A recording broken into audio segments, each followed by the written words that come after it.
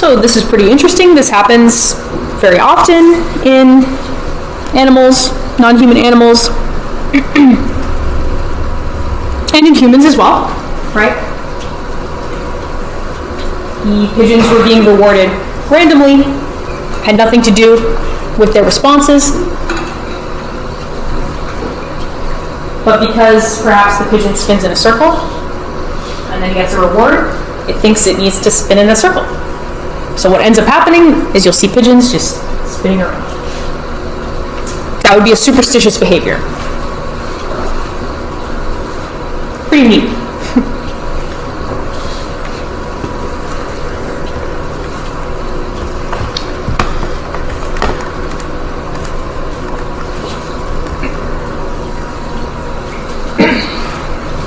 All right. Well, what is the purpose of conditioning? Why does this happen? Why does this happen? Well, it does make sense in nature, right? Generally, things in nature that are paired together are going to occur together. And it might prepare us for anticipated stimuli, right?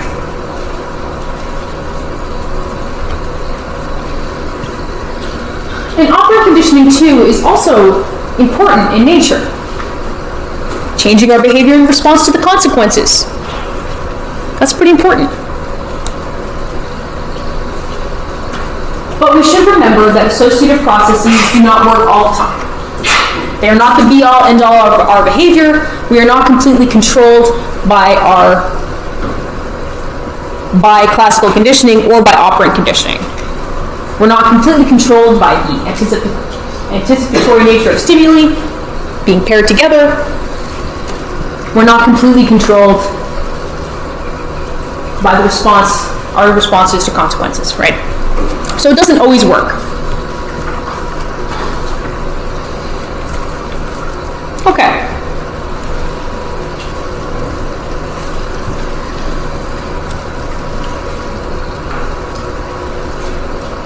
So when we're thinking of constraints on learning, and we're thinking of how it's adaptive, there are a couple terms here that are important. So equipotentiality means that all stimuli have the equal potential to become conditioned stimuli for all conditioned responses. But the associations between some stimuli are easier to learn than others due to their adaptive value. Okay, what does that mean?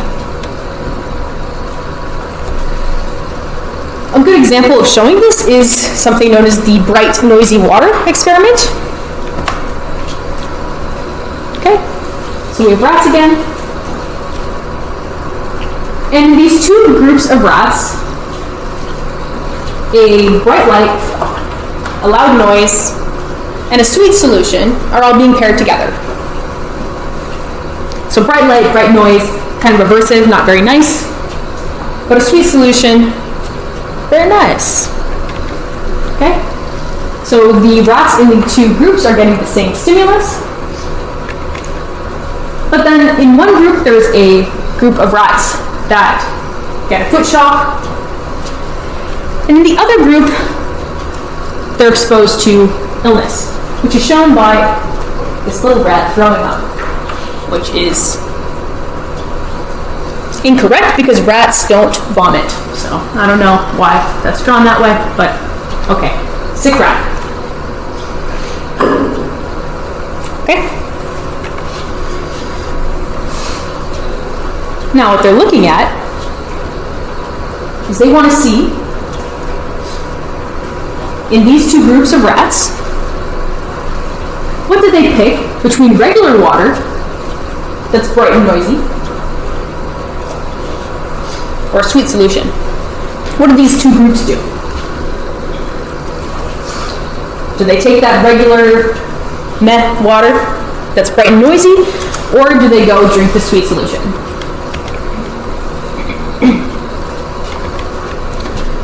So what you're looking at here on the y-axis, laps per minute, that means how much they're drinking. Laps being laps with their tongue.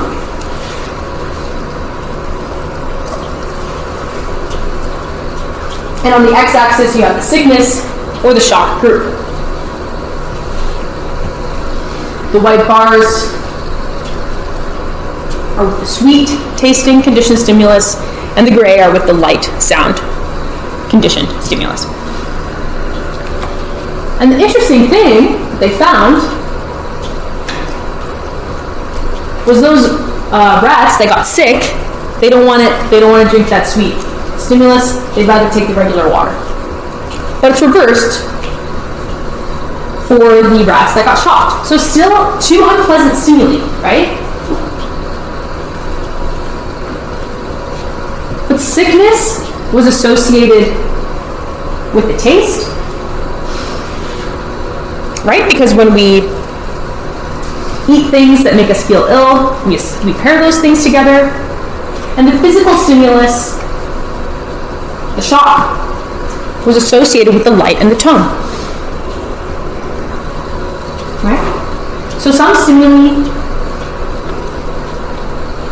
pair more clearly than others. And that can kind of lead us into taste aversion. So a conditioned taste aversion is an aversion to a particular food that is acquired after getting sick following consuming that food.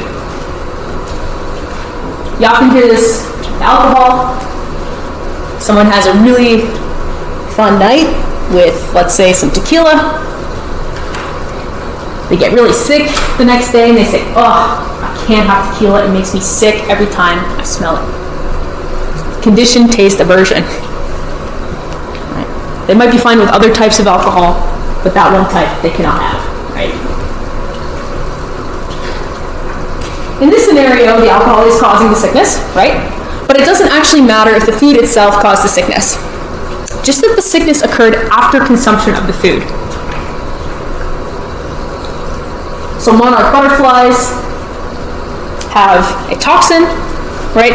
They're toxic to eat because they eat milkweed, right? And you can see this blue jay here eating a monarch butterfly and getting sick right after, right? And we see this in nature quite often, right? Especially in lots of insects, poisonous insects, poisonous to eat, right? And it can become very clear, oh, I ate that brightly colored thing, I feel sick, I shouldn't eat that anymore. Right? But it happens with us too.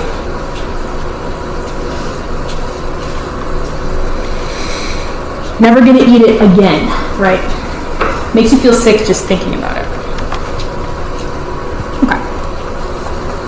Another important term, informativeness.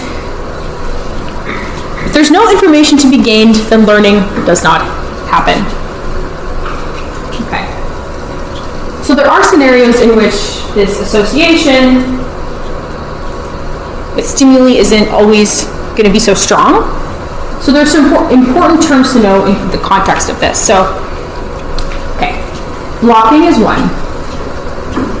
So let's say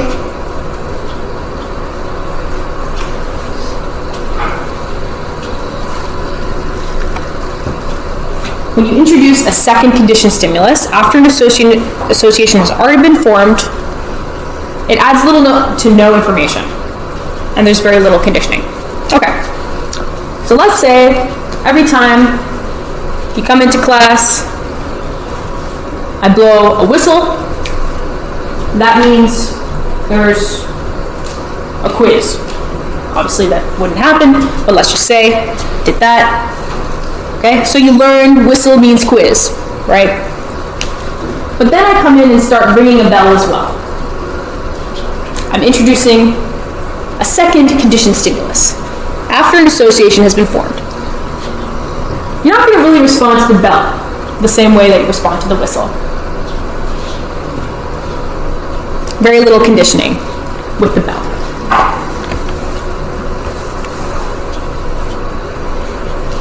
Latent inhibition is another one.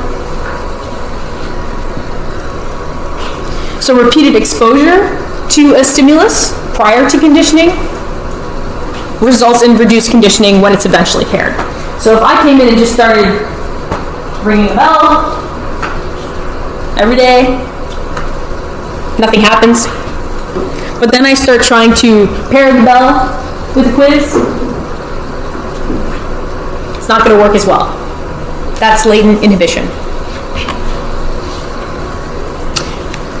Temporal continuity basically just mean that when stimuli are paired closer together in time, they're more easily learned. That's why you come home and you see that your dog has destroyed, I don't know, something. You probably shouldn't punish them because you don't know when it happened. You should reward or punish behaviors close to when they happen. If it takes too long, probably not going to work so well. The one big exception to this is the taste aversion. That can happen hours later, and you'll still make that association. But stimuli are more easily paired when close together in time. There's also salience. A really loud sound is more salient than a quiet sound. A really delicious reward is better than an okay reward. If you love chocolate, but you don't like pizza, chocolate would be more salient than pizza.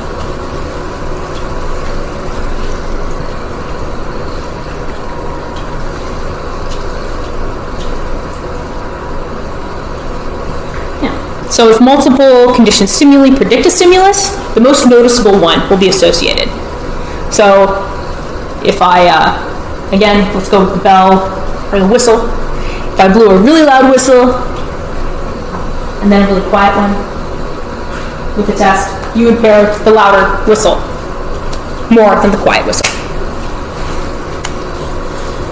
So there's information, right? Important information. Okay, extinction.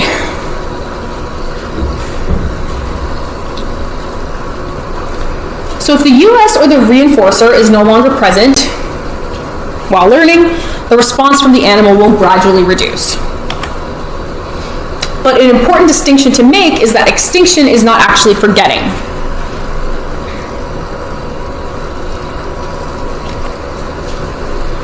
Okay, so here's a figure kind of showing that extinction is not forgetting. Okay, so let's say stop rewarding a behavior, right? Eventually, the response to that is going to lower, right? But it doesn't mean it's forgotten, because let's say you give a novel stimulus, the response might come right back up. So they didn't forget. After a new context, you might also see response renewal, time delay, you might see spontaneous recovery. So even if a behavior lowers in response rate, it becomes extinct, goes through extinction. It's not like the information is forgotten, because that response rate can go right back up. It's just that the information is no longer useful in this context, right? But not forgotten. Okay. Last little beat here. So what associations are formed in conditioning? Is it just simple associations between stimuli? Or are they more complicated mental representations? Just associating two things, or not? Okay.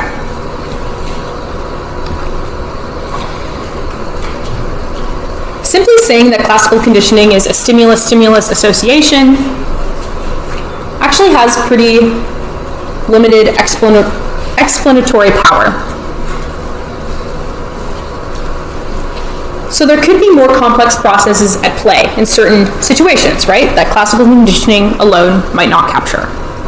So learning isn't just simple stimulus-stimulus association. We're not just associating stimuli together, and that's how we're learning. Or animals, too. When I say we, I generally mean animals. I'm including us as humans in there.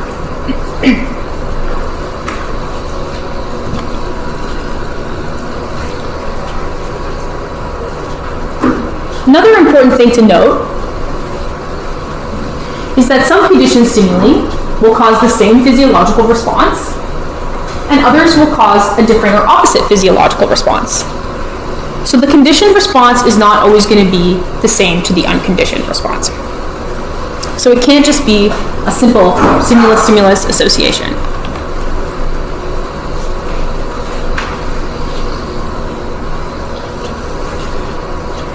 If the US is devalued, that can also change the responses to the conditioned stimulus. So there's a dynamic interaction between stimuli and their value changes,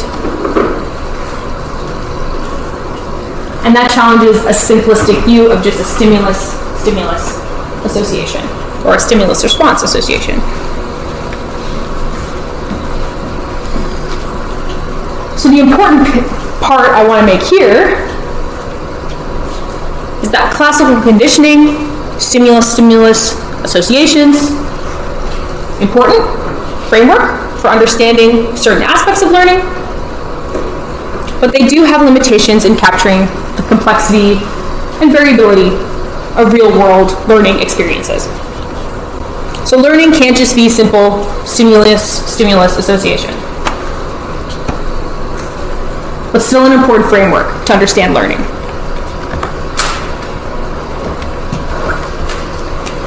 Okay, so what associations are formed in operant conditioning? We have our response, our outcome, our stimulus. So is the association primarily between the stimulus and the response, or between the response and the outcome? This has been a debate in this area.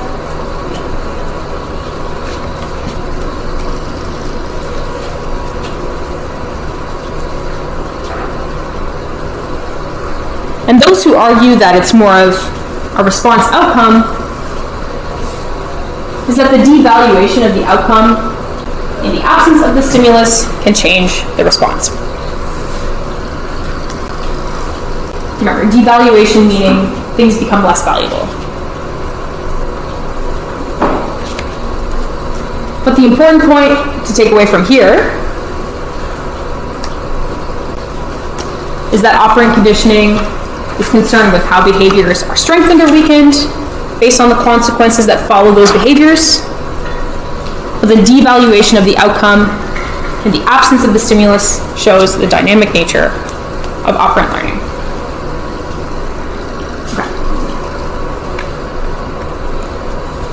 Okay, we're going to end on the Rescorla-Wagner model. So this is a mathematical model for classical conditioning. So you can mathematically model learning. Pretty important.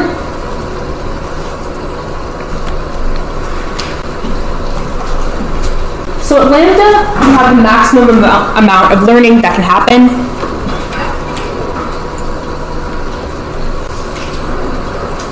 And we can see that learning increases with each conditioned experience.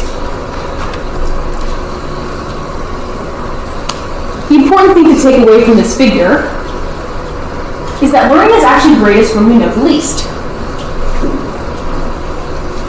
And as we know more, less learning happens with each conditioned experience. So you see there's actually a big increase, right, at the beginning, and then it kind of asymptotes out, right?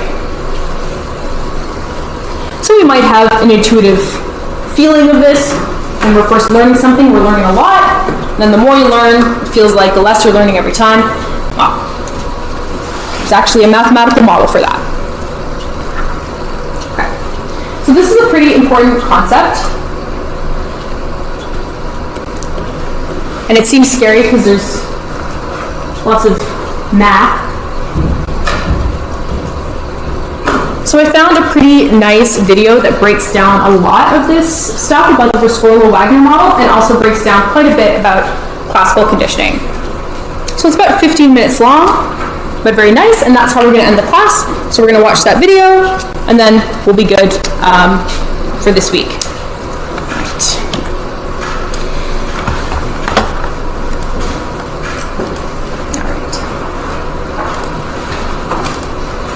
Now, a quick note, this video is really tough without assuming a little bit of background knowledge. There may be a couple of things about classical conditioning that can probably use deeper discussion, but hopefully we'll be okay without getting too far off track. So let's start with a brief overview of classical conditioning. Remember Pavlov's